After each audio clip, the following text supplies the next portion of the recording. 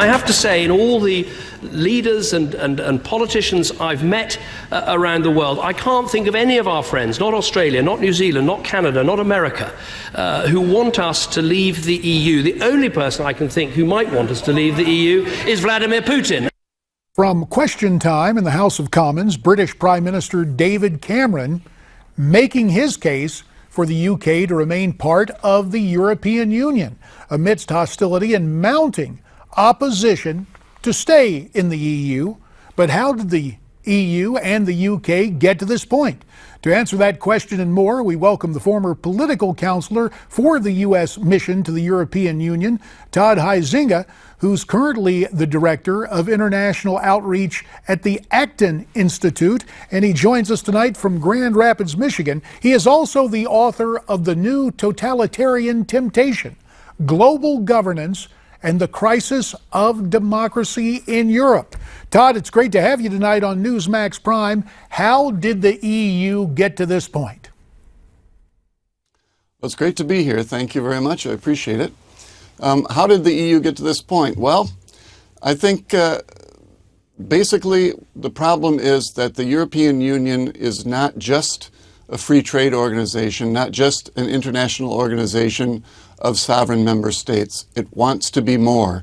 It wants to develop a supranational form of governance above the nation-state level. And what that means is that many people in the European Union, and especially the British, because they care more about their national sovereignty than continental Europeans generally, many people in the European Union feel like they're being governed from Brussels and not by their national governance, and they feel like there's no accountability. So our British cousins involved in what the tabloids have dubbed a Brexit. Do you think when push comes to shove, the UK will leave the EU, or will Prime Minister Cameron be able to prevail with his arguments? We'll see. It's very hard to predict. But I think one key thing to realize is that the issue is not the things that maybe you might be hearing about or reading about. It's not really whether non-British EU citizens should get benefits when they go to Britain to work. It's not about protecting the City of London from the financial regulations of the Eurozone. It's about those things tangentially. What it's really about is the question of, do the British people have the right to self-government, and do they want to regain that right to self-government, or do they think being in the EU is worth having 40 to 60% of the laws and regulations that they live in being made in Brussels and not in London? In your book, you maintain the EU can be reformed. How would that come about? Would it be Back to the Future? When I was a kid, we talked about the, quote, common market in Europe. Is it something just based economically, or how should it be reformed? I think the problem is that the EU has never really been economic. People think that it's been economic because that's the way it was formulated.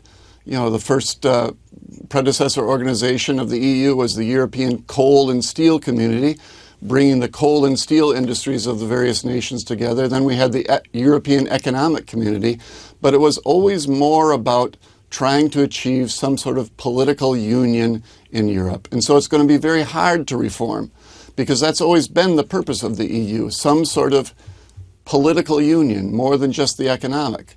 I think what would be the best thing to do is to try to pull that back and make it more into a forum for cooperation between sovereign member states without the ambition to develop more and more power for Brussels. So Brexit, go ahead, sir. If the Britons actually leave the European Union, then that might be an impetus for the Union to reform. If the Britons stay in, I hope that they can enforce the agreement that at least Britain is not going to engage in ever closer political union. So John Bull may maintain the sovereignty of his nation, and in so doing offer a wake-up call to the other nations who are part of the European Union. It remains to be seen if that will happen, but if you need more info on this, Todd Huizinga is the man who gives it to us not only tonight in this interview, for which we thank him, but also with his book. And the name of that new book, again, is The New Totalitarian Temptation: Global Governance and the Crisis of Democracy in Europe. The whole notion of losing sovereignty, that's something that has concerned a lot of people in this nation for a long time. We heard Todd talk about it with the Brits and the EU. Your reaction to that, and sovereign nation states as opposed to giving up power that should belong to them. Why don't you send me your comments on this topic and on anything we talk about on this program? Newsmaxtv.com/comments. I'll read them with interest, may even share them here on the program. We'll be back with more right after this.